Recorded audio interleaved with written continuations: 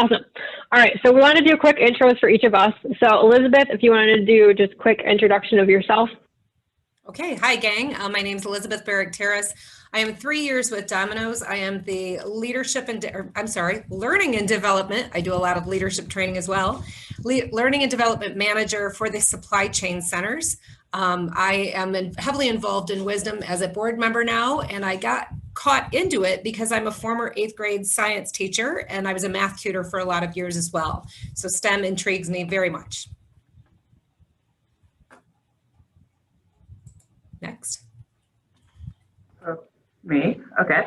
Hi, everyone. My name is Erin Higginbotham, and I'm also in the Learning and Development Department at Domino's, where I work currently as an instructional designer. So as an instructional designer, I help create a lot of training and learning content for Domino's. Previously, I was more in technical training. So my first job was actually at Schweitzer Engineering Labs, where I was in the power industry developing learning content for cybersecurity, automation, relays, all that stuff that keeps your power on in your house. Then I had worked about almost 5 years at Honda of America, where I developed training for programmable logic controllers and robotics. So now I'm here at Domino's doing the same stuff and training, a little bit different, but I'm having fun, and I'm really glad to be here to speak to you guys this evening or afternoon. But anyway, thank you. My name's Hannah Wilder. I've been at Domino's for about 5 years now, but I actually started as an intern straight out of college. This was my first job. I love it. I love pizza, love math, so this is really just the perfect fit for me. Sydney?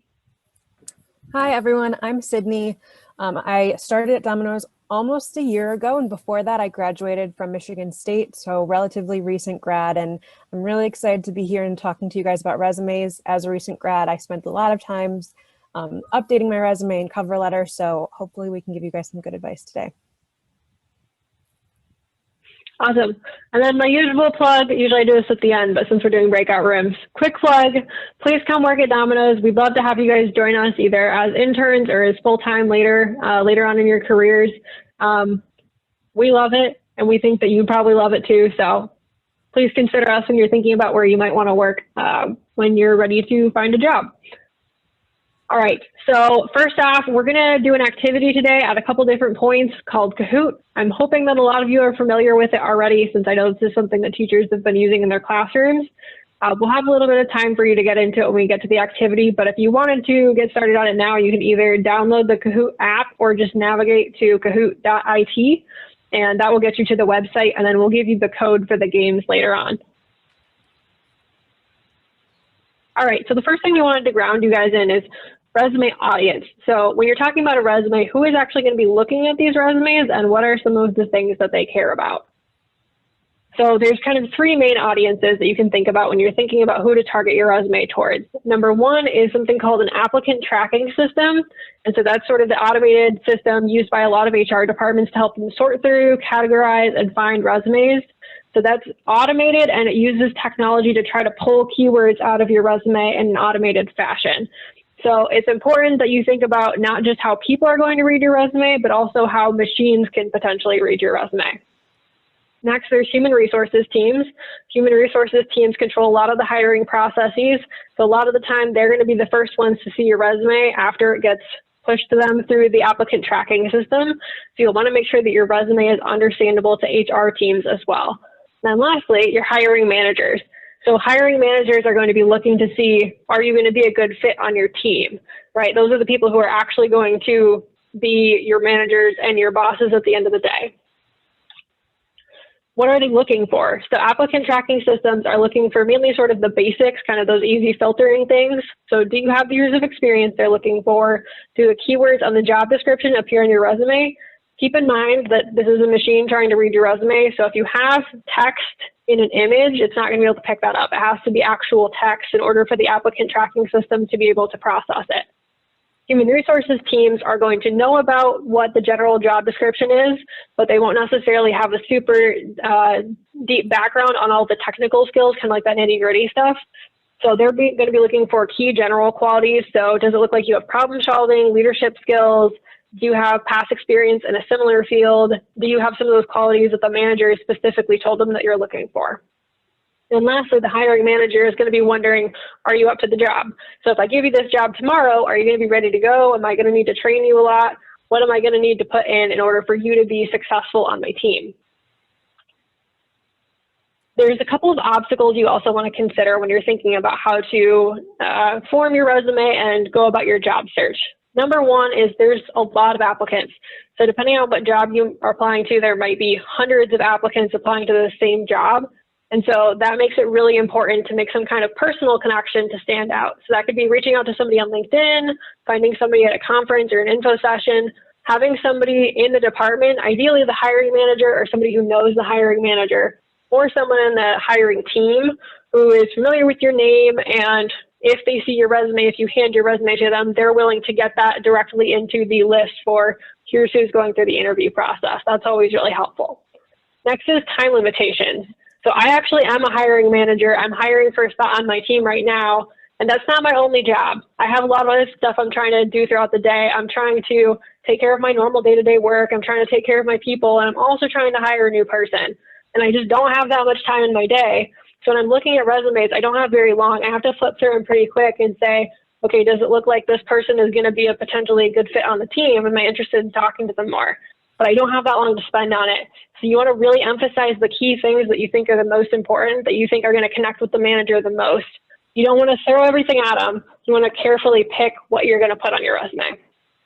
And then lastly, as I mentioned before, it's going to go through a bunch of steps in the process. So it's going to go to people at different levels of sort of technical backgrounds. So you want to make sure that you have some specific content so that when it gets to the hiring manager goes, yes, this person knows the things that I need them to know to do this job. But you also want to have some more generalized content so that someone without that deep technical background in that specific area can understand what you're talking about. So talking more about the outcomes and what you did in terms of like things that anybody can understand is really helpful to get you through those first couple steps of the process. So if they like your resume, hopefully you'll get a phone interview. And then after that, perhaps an in-person or a video interview these days. And then lastly, you would move on to job offer. So that's what we're ultimately trying to get to. But in order to get to the phone interview or the in-person interview or the job offer, you have to have the resume first because that's where it all starts. So what we're going to talk to you about today is how do you build a resume that gets you to that interview stage, that gets you through the first round of filtering and into the place where you can actually talk to people. So that's what we're going to talk about today. Erin is going to talk about the main components of a resume. Just let me unmute myself. Okay, well, thank you, Hannah, for the introduction.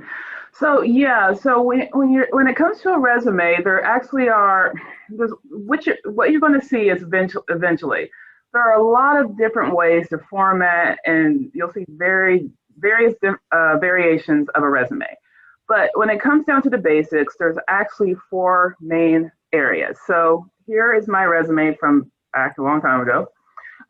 My contact information, education, your experience, and then additional experience. And usually this area, you would place your honors, awards, or outreach experience here. So for this presentation, for the next slide, let's go into the contact section, because this is really critical, because if you don't have this right, you may not get any offers, and it would be really bad not to have this part really structured correctly for you and for your situation. So for the contact situation, really the elements you see here in the blue, on the blue side right there, is the basics. So you're going to have your name, your email address, and about your email address, also keep in mind a few things. So 2 points for your email address. The first point is make sure you use an email that you maintain. So that means that you're checking it daily. So it's actually advised, and I made a little bit of a mistake here, but it's a point here, not to use your high school or college email for your main email address. So if you're still, because the chances of you really looking at it are slim. Now, if you actually think you're going to go and use that email for the rest of your early part of your career, great. But make sure you maintain it and you check it daily. The second point is to make sure that email is actually professional. And so that means you want to have something based on your name. So my email is just Erin, E.L. Higgin, because my name's so long and I just cut it off at the end. You don't want to have any numbers in it. So for example, 2005, 2000, because that also kind of gives a hint to the recruiter how old you are. So you want to make sure you avoid any biases that the recruiter could place on you by just looking at your email. You also want to avoid emails that are silly or just really are illogical and don't make sense. Okay, so make sure your email is professional. Now, coming back from that, next is your permanent address. Here on my example, at this time I was in grad school. So I was using my graduate school email, which I will admit I do still use and I look at daily. But my email address. But with the permanent address there, at the time when I was looking for the job, I was still at grad school out in Arizona. But I also had my permanent address where my family was. So I was using both. But as time goes on, one of those are going to fall off, and you want to make sure you have the current address, your apartment or whatever your permanent situation is, to use that address. Next, of course, is your phone number, your mobile. So if you have a landline, place that as phone, and then mobile, place that as your mobile phone. Also, if you actually have these available, they'll probably be really helpful. Also include your website, a blog, or even a portfolio for the recruiter so they can refer to and look at your work. And of course, Elizabeth's going to go into this later, but also your LinkedIn or Twitter handle, whatever you use for professional needs. So don't use your personal Twitter, but use something, if it's professional and connected to your job experience, rely on that. So, okay, next, please. So the next area, I believe, we're going to go over the 4 types of resumes. So I'll try to go over this briefly because we have a lot of content to handle. You can go through the whole thing. So the 4 types of resumes we're going to cover here are the chronological one. So the chronological resume really lists experiences as they come to you. So you start with your current job or opportunity and then work your way backwards. Next is a combination resume, which is a mix between the chronological and the functional. After that, you have the infographic resume, which I really think is great and pretty, but you got to be very careful about where and when to use it. And I'll go over that with you in a moment. And finally, the functional resume. And this resume actually may be the best for people who are new to the workforce. So let's get into the details of this now. So next, please. So the chronological resume is pretty much for people who have no gaps in their career and have consistent career progression. So this example here is just one of my resumes that I have that I've used to try to find jobs. So I have had no break from college to grad school to work. So really the chronological resume is really good for people who have no gaps, like it says here, and you have good progression, and it's really for people who are mid-career and maybe more senior in their career. Okay, next please. Next is a combination resume. This is a cool one because I like the interface or just the graphical features, but we'll go into that in a bit. But, can you go back real quick? Sorry. So this one's really good for technical skills and people who have long careers. So yeah, okay, next one. Because I have a little bit more to say about the infographic resume. Now, I love the infographic resume. It's great. But you have to be very wary of this one. It's really best for graphic designers and artists because those people, those recruiters can actually, they want to see what your art style, how you lay out things. What do you have an eye or a knack for design? They want to see that. And having the infographic resume really can show them your design skills. However, if you are actually going for more traditional jobs, say like a lawyer, or you're going to medical school, you may want to stay away from this because recruiters in those areas may have once again, there could be biases against this type of resume. So please be aware of that.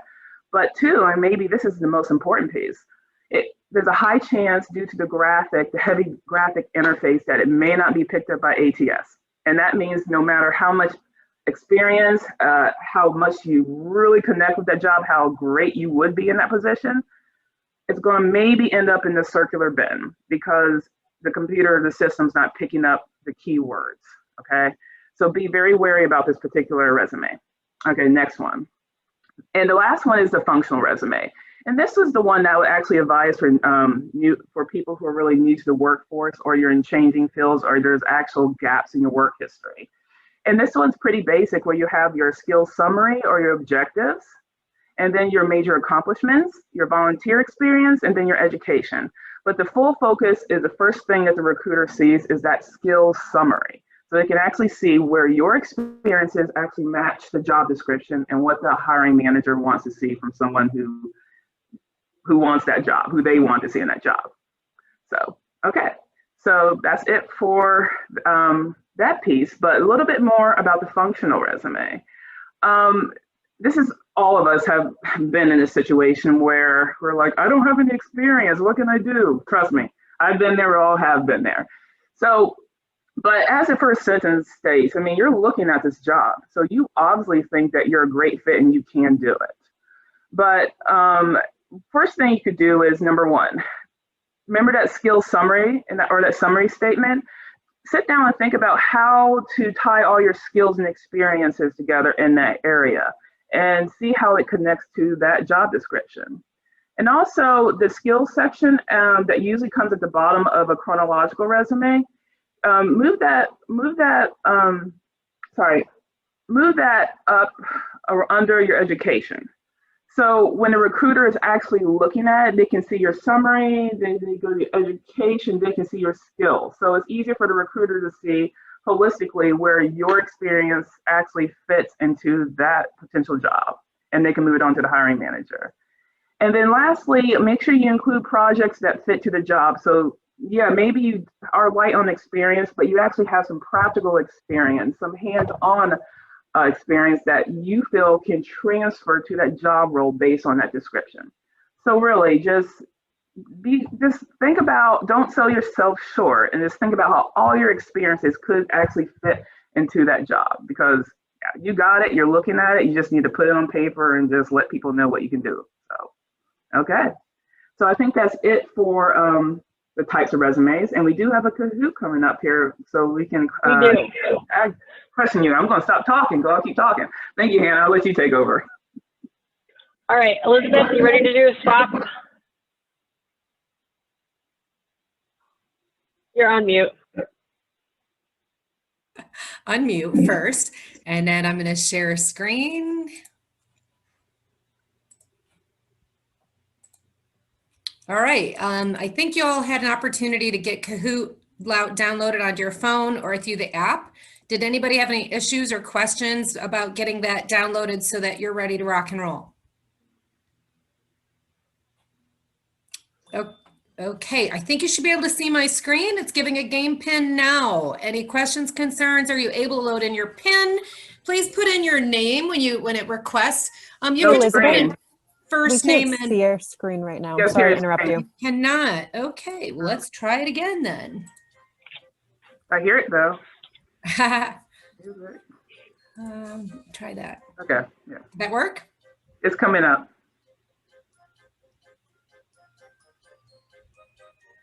But nothing yet. You can hear the music. I've got that. It's not coming up still, huh? No, there it is. There we go. All right, cool. There you go. Go ahead and put in your code 5506410, and then it's going to ask you to put in your nickname. You can just put in your first name, last initial, first name if it's unique. A fun nickname, but be appropriate. You're trying to 1, 2, practice. 3, 4.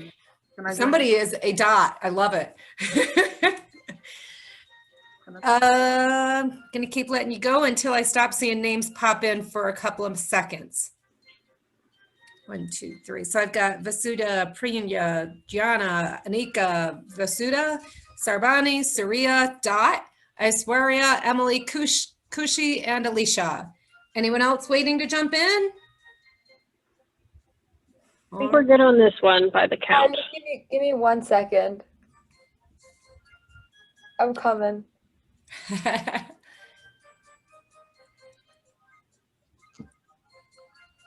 Okay, I'm in. All right, and we're going to go ahead and start.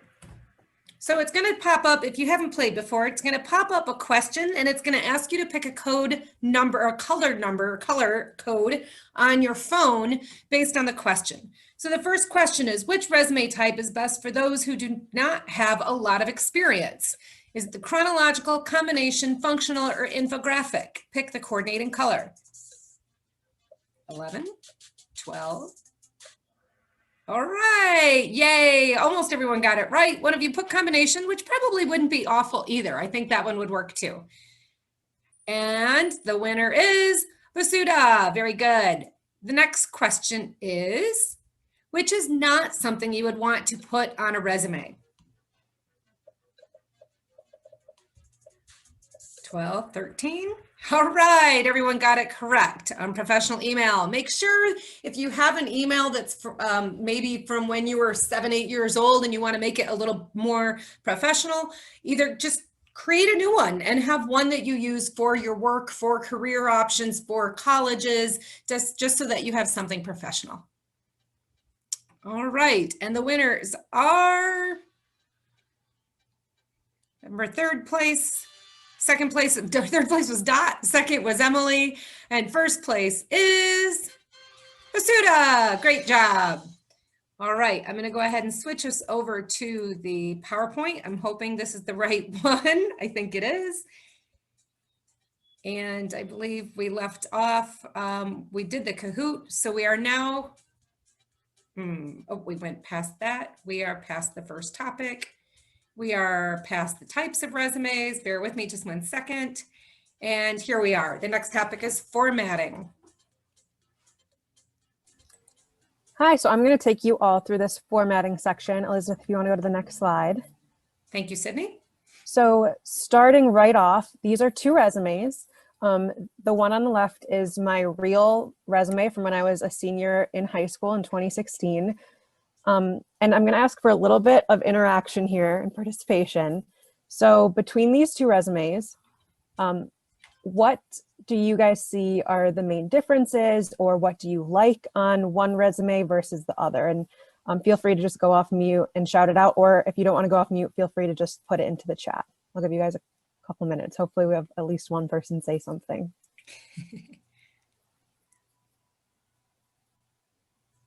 The one on the right has like bullet points, while like the one on the left has like more description.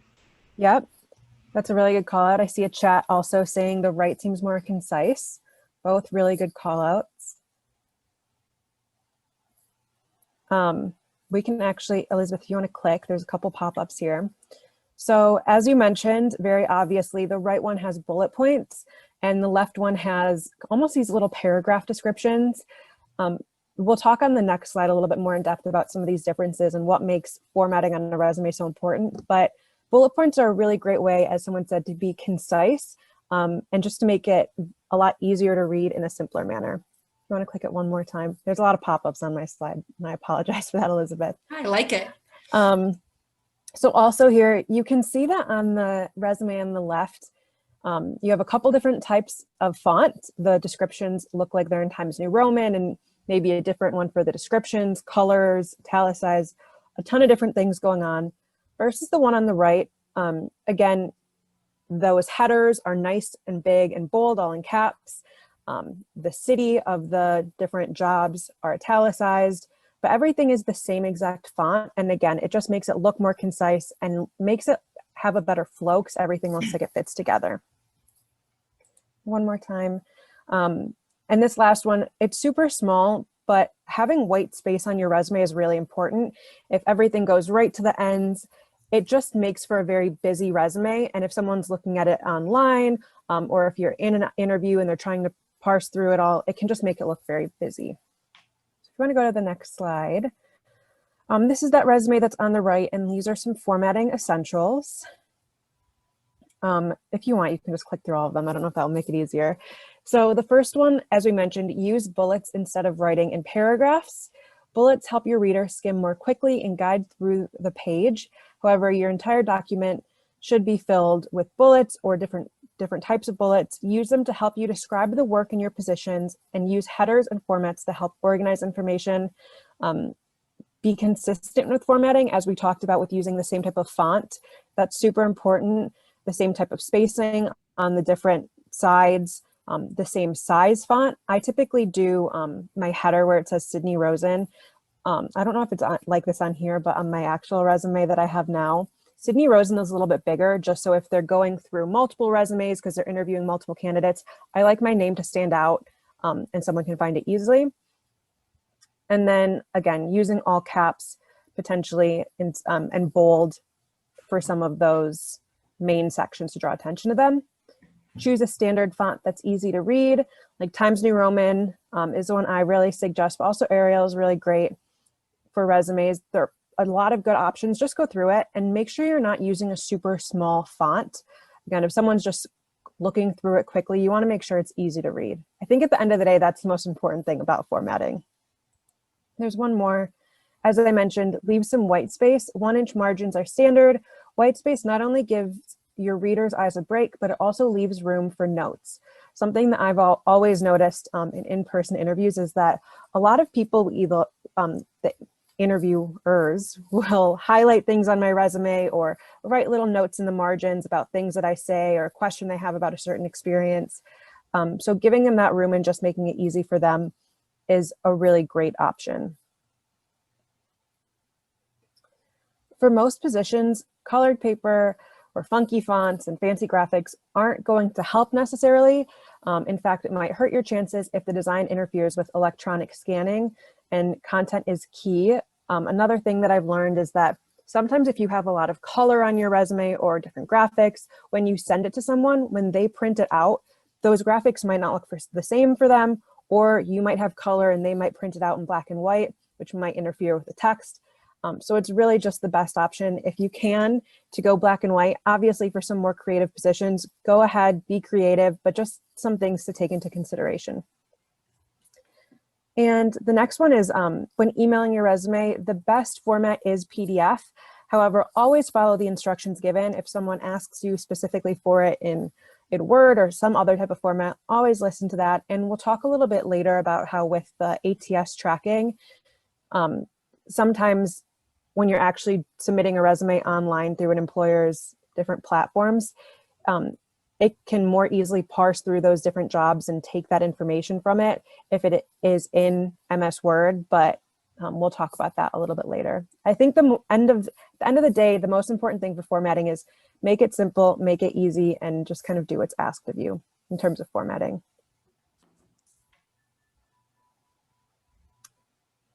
So we have a couple pro tips here as well.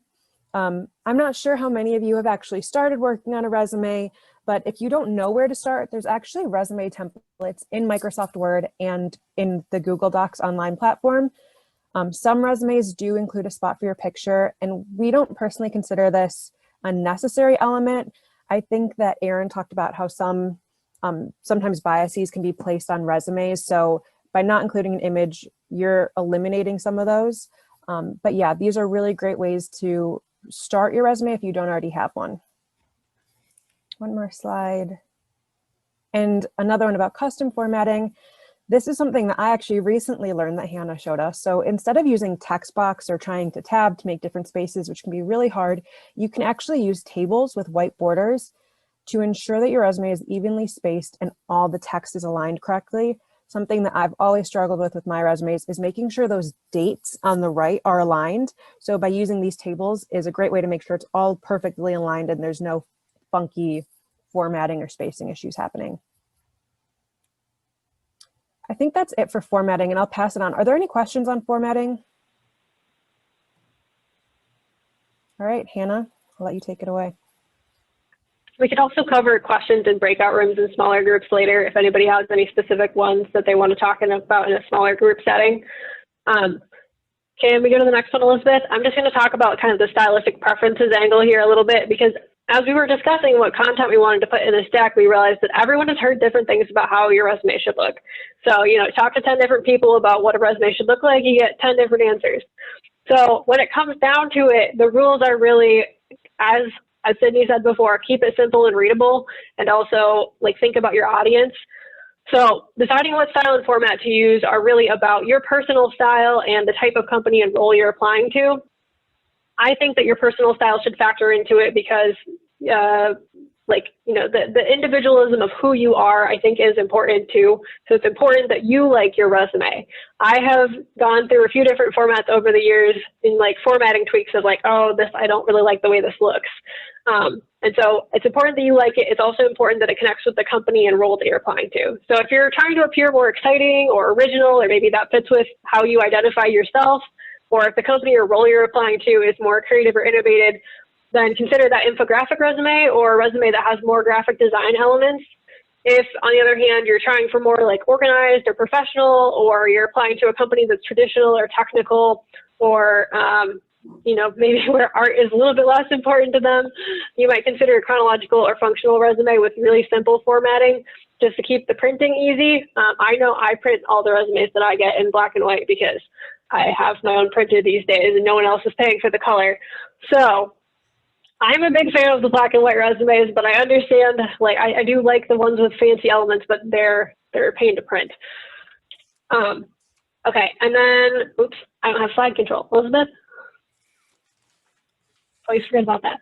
So if you don't know what kind of company you're applying to, what kind of style they might be interested in, or you don't know what your own preferences are yet, you kind of have two options. So the default is just traditional style with the simple formatting. So especially for entry-level or short-term jobs, classic style, always good. It's what most hiring managers are going to expect. But your other option is to build a resume in a style that really appeals to you. My personal belief is that a company or manager that you're going to be happy working for in the long term, that you're going to enjoy hanging out with and talking to, which is an important part of all this, is probably going to connect with your resume style preferences too. So pick one of those two and stick with it. Back to Sydney. Now we're going to jump into who descriptions and really talking about you having an evidence-based resume. I showed those bullet points, but now we're actually going to talk about how to build those bullet points. And the first step is to choose relevant experiences you would like to include on your resume, whether that's a job, internship, volunteer activity, club membership, class project, really anything. Even being participating in this club, I think is really great that you guys are already doing that and being so involved in something when you're just in high school. And don't let those small experiences, even if they're a job or not, go to waste, and don't undersell yourself by any means. So hopefully you all have a list of different experiences or volunteer work or classes that you have in mind for your resume. If not, this is a great opportunity to start thinking about them. And then the second step is to choose tasks from each experience relevant to the job that can demonstrate skills and contributions. So of course, if you have done volunteer work or you're involved in a club, not everything might be relevant to the job that you're applying to. So you really want to think through what tasks involved in that experience really are part of the job, or will show the manager who would be hiring you that you're good for that job. And finally, use the WHO method to evaluate tasks and experience to help you write evidence-based statements. So what does WHO stand for? The W is what did you do? So the actual task or project. H is how did you do the work, whether that's the skill, strategy, method, tools, techniques, or even a certain attitude you had throughout it. And O is outcome. So the outcome associated with the work, that's the results, the impact you had, the contribution, or the intention the work was supposed to have. So now we're going to work through what it would look like before and after. If you already have a resume, you may have some of these before bullet points, and this is a really great opportunity to start thinking about how you can associate or start using who into those experiences. So an example of before is you might have a bullet point that says provided customer service in a high stress environment. It's very vague, but there are some opportunities for us to make it more specific, such as making it resolved customer concerns while adhering to store policies by using active listening and diplomacy. So you see that you're really adding in that what did you do, the strategy of adhering to store policies and not the outcome of resolving customer concerns, and you were doing so by actively listening. And I think it's important to mention here, it doesn't have to be in the exact order of what, how, and then the outcome. Maybe that outcome is first of you resolve customer concerns by doing this, and what did you do? So, and if we want to go into the next couple too, So the next one is responsible for new member orientation. Maybe this is something that you guys have done if you have any type of orientation for maybe freshmen at your school, or even people who are joining this club. An example is responsible for new member orientation, and using the WHO method, you could turn it into create a dynamic new member orientation program using relationship and team building strategies to build affiliation and club loyalty. So again, you're getting very specific about the actual work that you did and the strategy, which was creating that new member orientation program. And the outcome was to, the intention was to build affiliation and club loyalty. So if a manager was reading this, they wouldn't just see that you were responsible for it, but actually what you did and what your intention was. And when you're in that interview, it will allow you to speak to it with a lot more confidence because you've actually thought through that yourself. And the last one, participate in a course project for local business. This is a really great example if you guys have class projects that you've participated in. And the after of using WHO would be presented recommendations to mitigate internal threats developed collaboratively using Porter's 5 forces. Maybe you didn't use Porter's 5 forces, which is kind of a random example, but maybe you use some type of math skill, or maybe you participated in the math competition and this is the type of strategy you use to collaborate to get the answer. There's so many different ways to do this, but I think even if you're not following WHO exactly, or you're using SMART, there's so many different ways that you can make your bullet points just more strategic, so people really understand what you did and the strategies you used and the results that were created from your work. So why an evidence-based resume? I'll go through this quite quickly, but employees can look at your job title and accurately guess what you did. Speaking about my own experience, I was a marketing major, so I've had various marketing internships. Of course, you can guess what I did during those, but actually being able to say how I did it is what an employer gets excited about, and sharing those skills and strategies and methods provides evidence that you actually know how to do something, especially if they're looking for a very specific skill that their team could benefit from. And again, that outcome also provides evidence. Employees want to understand you made contributions or learned a valuable skill. It's easier for them to predict your potential when you provide that evidence. And I have a little note, oh, sorry. I have a little note here at the bottom that just, it kind of sounds odd, but think of applying to a job or an internship like selling a product, except the product is you and your skills, competencies, and your potential to add value. That's it. All right, nice job, Sydney. Thank you. So we're going to pop back over to the Kahoot.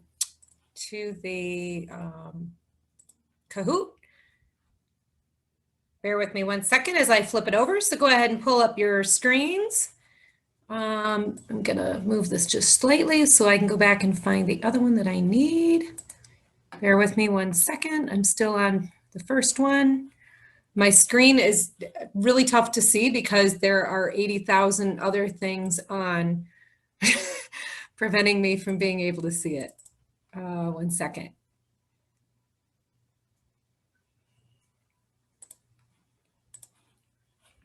Oh boy, okay. It's actually asking me to log back in again. Bear with me one second. Sorry about that.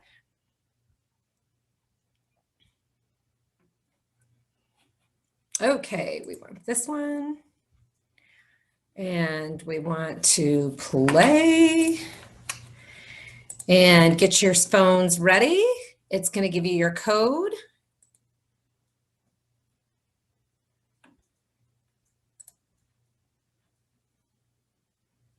All right, here comes your game pin, 191728. Go ahead and log in.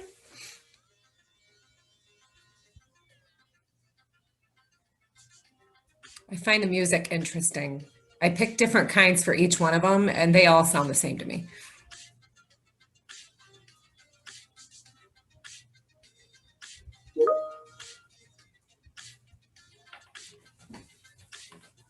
I think there's one more. Is one more person trying to log in, or did we lose that one? There we go. Anyone else? Are we good? All right, we're going to go ahead and start. Here is your first question. This one is regarding formatting and WHO.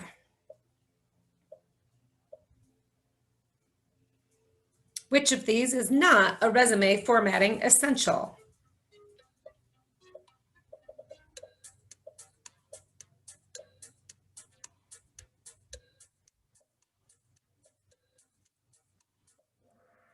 All right, fantastic. Everyone got it right. Very, very good. I gotta move this. Next. And the winner is Emily. Nice work, Emily. Way to pop it in there fast. What is the best format to send your resume to a recruiter?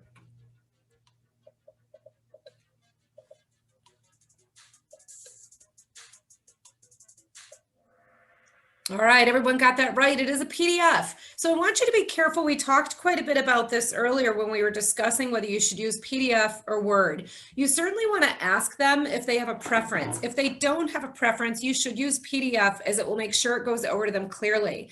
In some situations, the ATS might not pick up all of the content in the PDF. So in some cases, a Word document might be better. It's always worth asking a recruiter which one, but in the general format, and if you're not sure, a PDF is generally safe. Did I get all that content, ladies? Okay. And the winner was Emily again. Emily's fast. You guys got to beat her. What is the acronym used to create an evidence-based resume?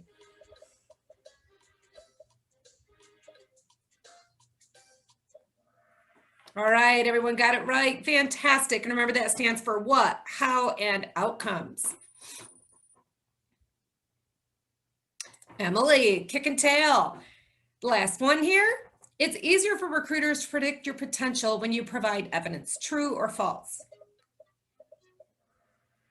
That was an easy one. It was true, but that's a good one. Very important. You make sure you give them some meat on the bone to help them understand what kind of person you are, what kind of skills you have, and sell yourself in that resume. And the podium winner is, I'm sure we all can guess, third place is Alicia. In second place, we have Dot. And in first place, we have, no surprise, Emily. Nice job. Thank you very much. And I'm going to go ahead and close that. I'm going to see what here. Let's skip the animation. Let's go back to full screen.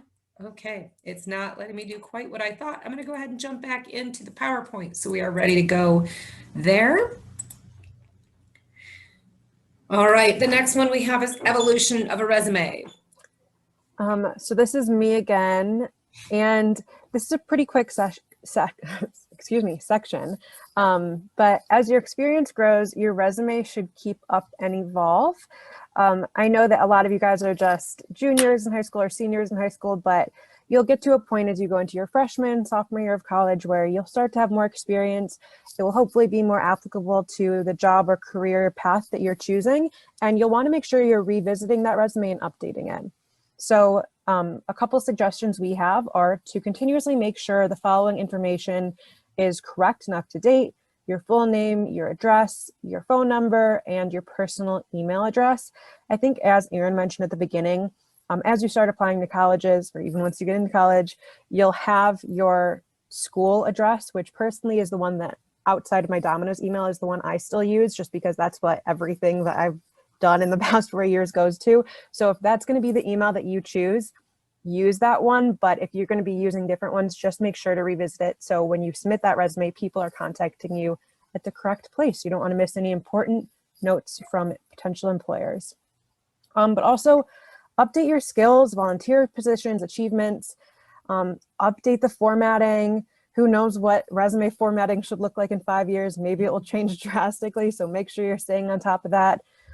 Remove any dated phrases, or even once you're done with an internship or volunteer position, make sure you're changing the date from something like present to the date that it actually ended. I've had a couple times where I've submitted a resume and it says present, even though I finished it like a couple months ago, and it looks kind of awkward because why am I applying for a new job even though I'm already there?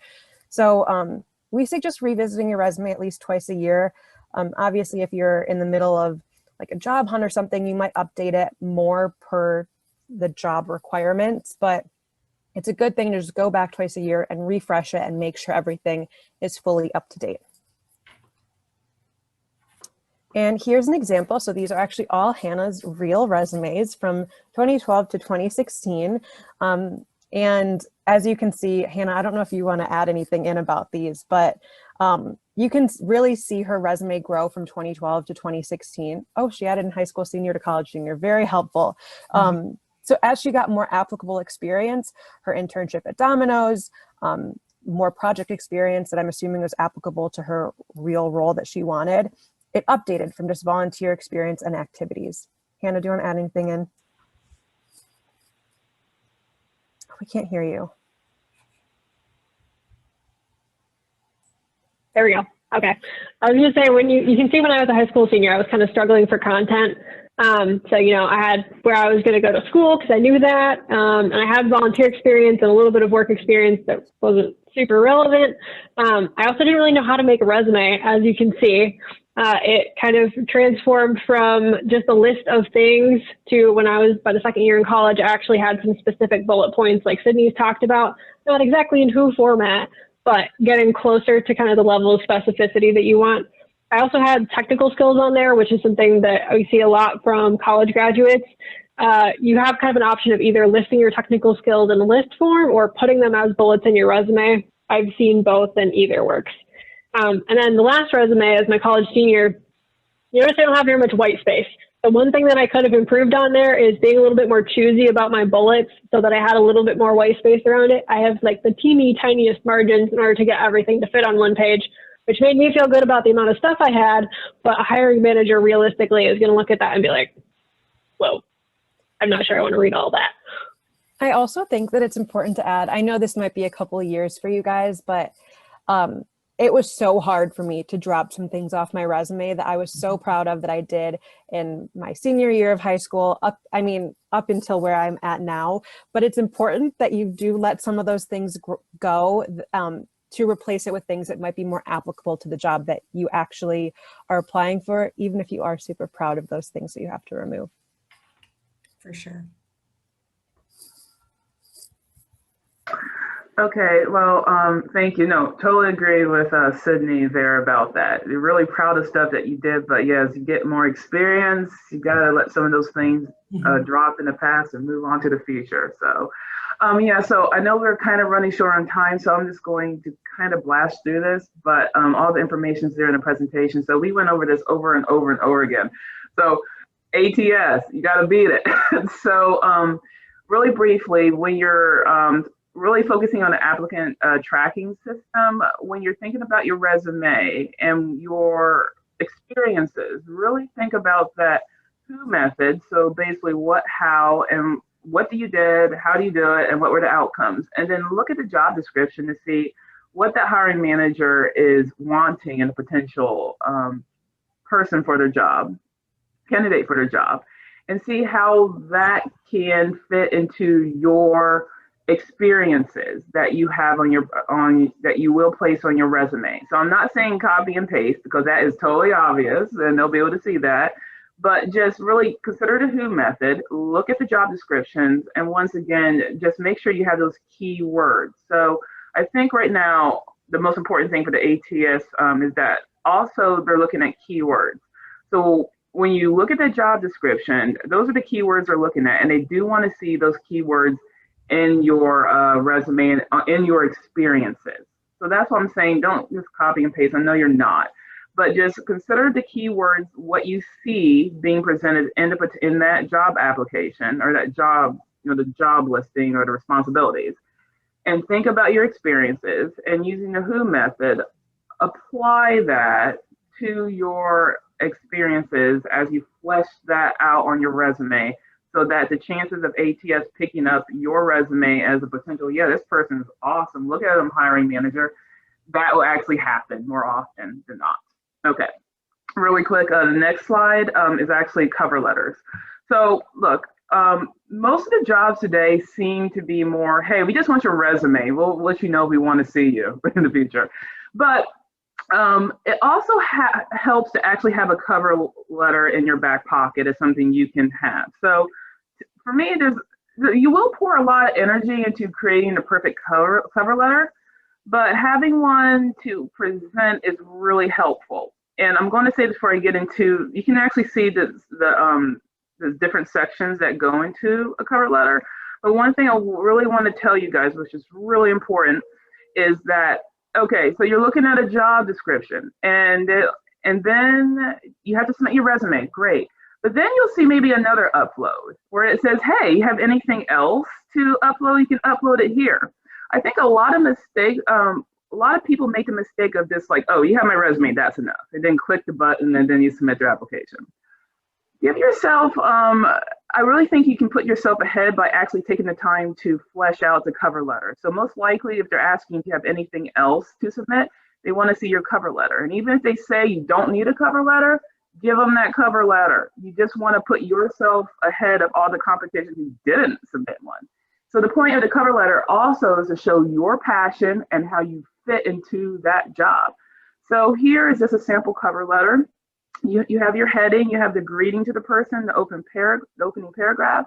And the opening paragraph is really important. This is kind of like a little bit of a shorter version, but one of my favorite cover letters that I created, I made a story. So you want to really tell a story about why you're passionate, what made you want to go into this field, what makes you want to apply for that job, and just show them your excitement by telling a story about just you, okay? The second paragraph is also why you're the perfect fit. And this is where you really sell yourself, how your current experiences really fit into that job role. And that also leads into why the company itself is a perfect fit. And then after that, you just wrap it up and then you have a formal closing. So there's a lot that can go into a cover letter. And I know I really am glossing over this very briefly because I could keep going on about it. But this is where you sell yourself as well. And always make sure you include this in any sort of job application, even if they don't ask for it. That's all I have to say. So, okay, I'm done with this part. So thank you. All right, and I'm next talking about LinkedIn digital presence. Again, this will be a little bit short of the session as well. What we're looking at here is just the value of using social media to try to help get your resume recognized. I am a high believer in LinkedIn. I'm a bit more advanced in my career, but 3 of my last jobs have been found through LinkedIn, where recruiters found my resume and my credentials out there and contacted me saying, hey, would you be interested in a job? So it's really awesome to get your contact information out there and then invite several family members, friends, church participants, people from your community, people that are neighbors, and ask them if they will represent you in LinkedIn, if they will just connect with you, because that gives you people the opportunity. So then if they are looking for a person for a job, if you have the credentials they're looking for, your resume and information will pop up based on your keywords in your resume. LinkedIn is a fantastic way to get that bond out there. Facebook, not so much. Usually Facebook has a lot of your personal stuff. It's really critical that now that you're coming into a professional career and a professional world and starting to get into colleges, it's really important that you monitor and watch your social media.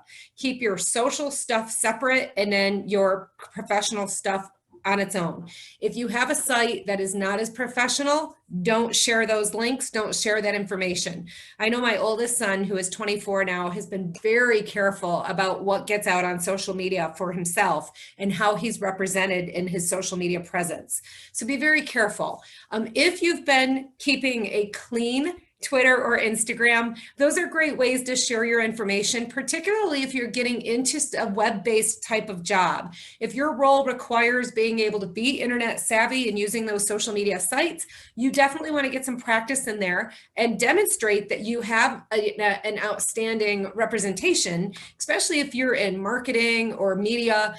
Great way to get yourself seen so that you can get potential to get opportunities. So keep it careful, keep it clean if it's something you're going to want to share, or have 2 different sites, one that is your clean self and one that is not, so that they're not linked and connected, but your personal information, be real careful with that. All right, so I want to do a quick vote. Since we're already past 5 o'clock, I'm going to drop, I think, do we have voting functionality in your Zoom? Let's just do a hand raise. Yeah, that's what I was looking at. Okay, so let's do a hand raise if you guys would rather do a Kahoot, which covers ATS and a summary of some of the content we've learned, or would you rather jump right into the independent, the sub-sites so that we can each go out into the sub-sessions and chat with you? So let's see a raise of hands if you want to jump into the breakout sessions in the breakout room and forget about doing Kahoot. All right, I see 1, 2, oh, this makes it very difficult to see. We got 5 that want to go ahead and jump in, 6. Do we want to invite that group to go out into one of the breakout rooms and then the rest can stay on to Kahoot? Would that work? 7. For breakout rooms, I can How are we doing it? do that, but if I allow if I allow everyone to choose their breakout rooms, then we can just choose whatever rooms and the people who want to go into breakout rooms can go. Okay, well, then majority rule, we're going to go ahead and do the Kahoot real quick. It's just a few questions. I don't think it'll take us that long. So let's go ahead and jump into that. I'm going to shrink this. I'm going to come back into the Kahoot. I'm going to backspace out of this. Okay. Elizabeth, I think if you click on the link in the slides, it'll actually take you directly to the right Kahoot. Thank you. I forgot I did that.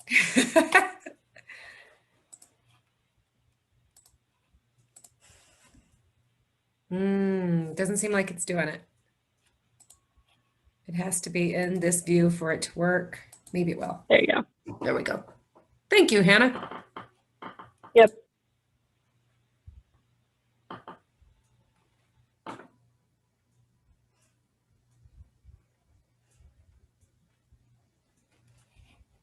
All right, here we go. Ready to get your phones ready. We'll put in one more.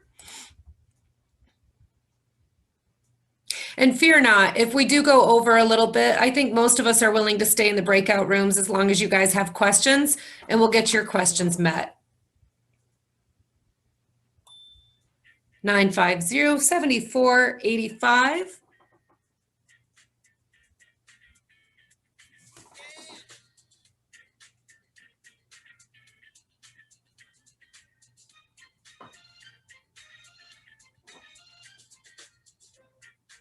Dot, is that you with the cool symbols? Oh, no, it's somebody else.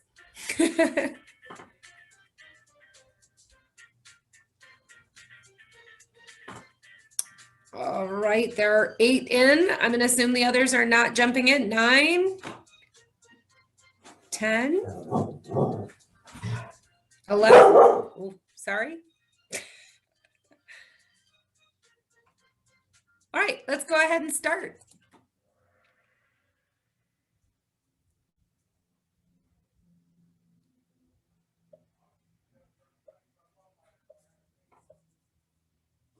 All right, question number 1. What is the name of the computer system that helps HR find relevant resumes?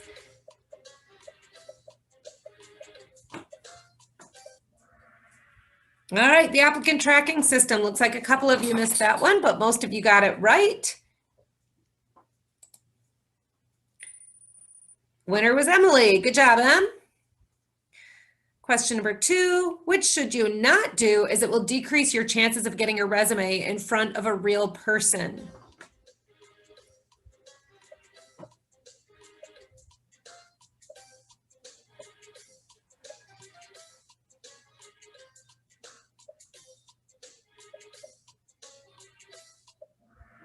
Everyone got it correct. Very good.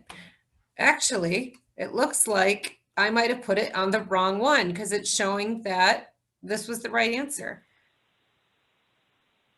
Placing important details in the header of your footer is what you should not do. Well, yeah, I was going to say you should not do that because ATS probably won't pick that up.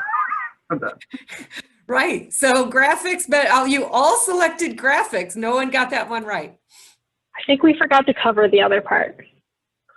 That's really interesting that okay, yep. So you guys, let's go to true or false. PDF is an ATS friendly document.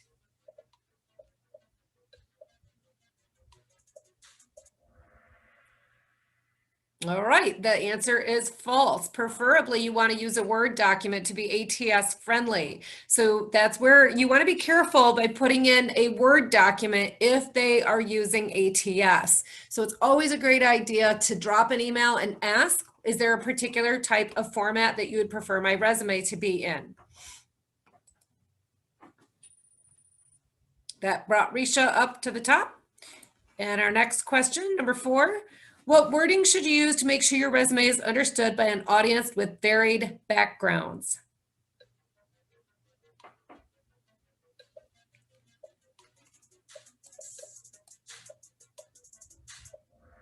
All right, everyone got that one correct. Mix up your general and technical wording. Just because you're looking at a technical role, a lot of times interviewers are not always in that technical world themselves. They'll have different people from different groups within the same company doing those interviews.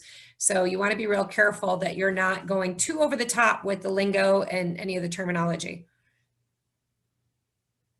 What factors should you consider when choosing a resume style?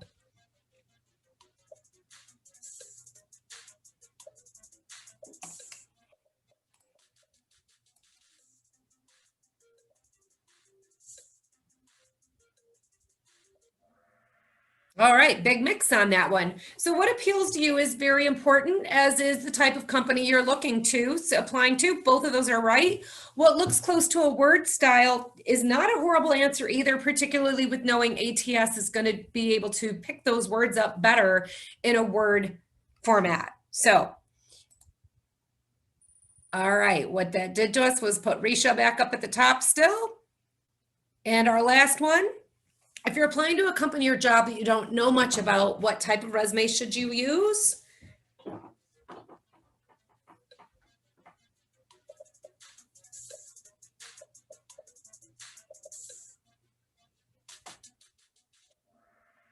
right. Yes, most of you got that one right. I should research the opportunity more before deciding. Exactly. Look into the company a little bit. Make sure you know what you're getting into. Especially, I can't recommend that enough. Coming from working in the freight world for 10 years, it's so different from Domino's. And I dramatically changed my resume style when I flipped from going from a very command and control type environment to a fun and contemporary environment like Domino's. So it's very important that you research that company, you know what you're getting into, and find out what their culture is like. If nothing else, it's good for you to know the fit of the company before you start looking not only at resume types, but is it the right job for you? Will you be able to fit into that role? All right, and the podium is third place is Alicia. And second place is Emily. And first place is Risha. All right, congratulations, ladies. Nice job. All right, I'm going to go ahead and take us back over to the SharePoint. Oh, goodness, or to the PowerPoint. I've got a couple of them, and I'm not sure which one is the right one. I'm not sure if it matters. It's the one on the bottom. On the bottom, Melissa. All right, next we're going to head over to breakout rooms. And in our breakout rooms, we'll have the 4 of us leading. Risha, do you want to give a little bit of heads up as to how that will work? Sure. So we're all going to be divided into breakout rooms and kind of go dissect into each person's resume, just more in-depth details of how to better make your resume with your experiences better. Each breakout room, it's not like it's going to be specifically talking about what kind of resume. It's more of like a general in each breakout room, and then you can just kind of work with each speaker and make your resume a little bit better.